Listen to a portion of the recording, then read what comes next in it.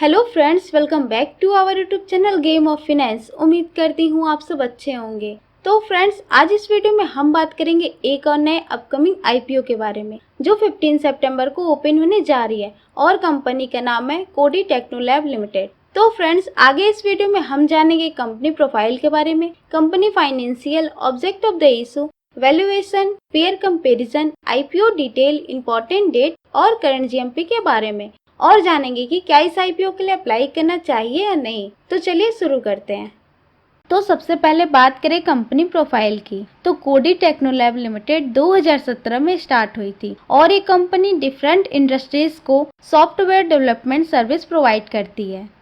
यहाँ पे company staff augmentation, ML development, AR development and implementation, enterprise mobility, CX strategy and design, digital transformation, business analytics and intelligence, artificial intelligence, robotic, IT consulting, mobile and web app development, internet of things service and IT consulting service ये company provide करती है।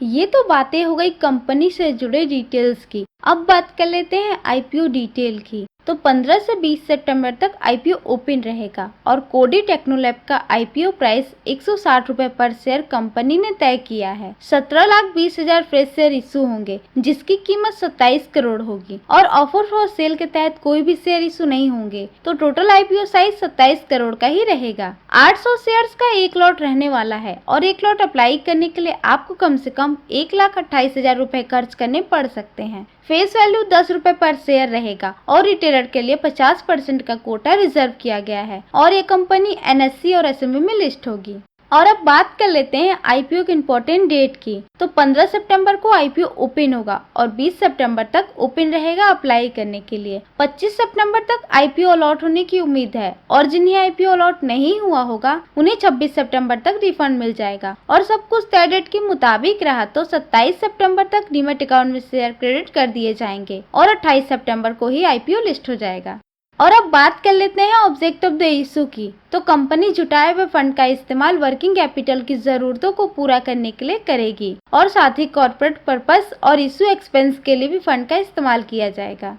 ये तो बातें हो गई IPO से जुड़े डिटेल्स की। अब बात कर लेते हैं कि इस आईपीओ के लिए अप्लाई करना चाहिए या नहीं। तो उससे पहले एक बार कंपनी का फाइनेंशियल चेक करना बहुत जरूरी है। तो आइए एक नजर कंपनी के फाइनेंशियल पे डालते हैं। तो बात करें सबसे पहले टोटल एसेट की। तो फाइनेंशियल ईयर 2021 में 1 करोड़, 2022 में 2 करोड़ और फाइनेंशियल ईयर 2023 तक कंपनी का टोटल एसेट बढ़कर 14 करोड़ का हो गया है। टोटल एसेट में वृद्धि हुई है। इससे ये समझ में आता है कि कंपनी की एसेट बेस समय के साथ बढ़ रही है। अब बात कर लेते हैं टोटल रेवेन्यू की। तो 2021 में 2 करोड़, 2022 में 3 करोड़ और 2023 में 11 करोड़ का रेवेन्यू कंपनी जनरेट की है। टोटल रेवेन्यू में भी कंसिस्टेंसी ग्रोथ दिख रहा है जिससे पता चलता है कि कंपनी की सेल्स में अच्छा ग्रोथ हुआ है। और अब बात कर लेते हैं प्रॉफिट आफ्टर टैक्स की। तो 2021 में -10 लाख था, 2022 में 62 लाख, जो 2023 में बढ़कर 3 करोड़ 18 लाख का हो गया है। कंपनी के प्रॉफिट फाइनेंशियल में अच्छा ग्रोथ हुआ है जो कि कंपनी पर 2021 में -10 लाख था, लेकिन 2023 में कंपनी ने कम बैक किया। ये बहुत अच्छी बात है कंपनी के लिए। नेटवर्थ 2021 में -1 करोड़ 71 लाख था,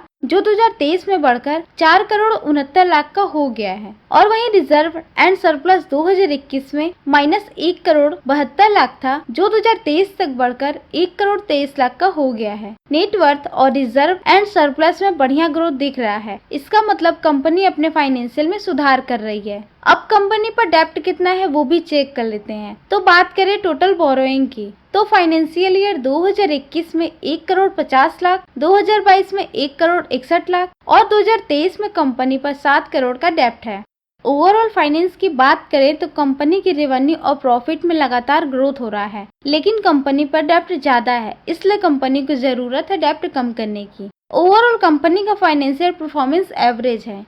और अब बात कर लेते हैं कंपनी के वैल्यूएशन की। तो अर्निंग पर शेयर 7.06 रुपए पर शेयर है और वहीं पीई रेशियो 22.66 के बीच निकल के आ रहा है और रिटर्न ऑन नेटवर्थ 67.77% है और नेट एसेट वैल्यू 13.59 का है। पीयर कंपैरिजन करने पे पता चलता है कि शेयर प्राइस हाई लग रहा है। अब बात कर लेते हैं जीएमपी की। तो कंपनी अभी 50 रुपए के प्रीमियम पर ट्रेड कर रही है, जिससे कि एस्टिमेटेड लिस्टिंग प्राइस 210 का हो गया है, यानी अपने एक्चुअल प्राइस से 31% ज्यादा। और 5 में से 4 स्टार की फायर रेटिंग मिली है इस आईपीओ को। तो अभी तक इस आईपीओ का ठीक ठाक डिमांड दिख रहा है ग्रे मार्केट में।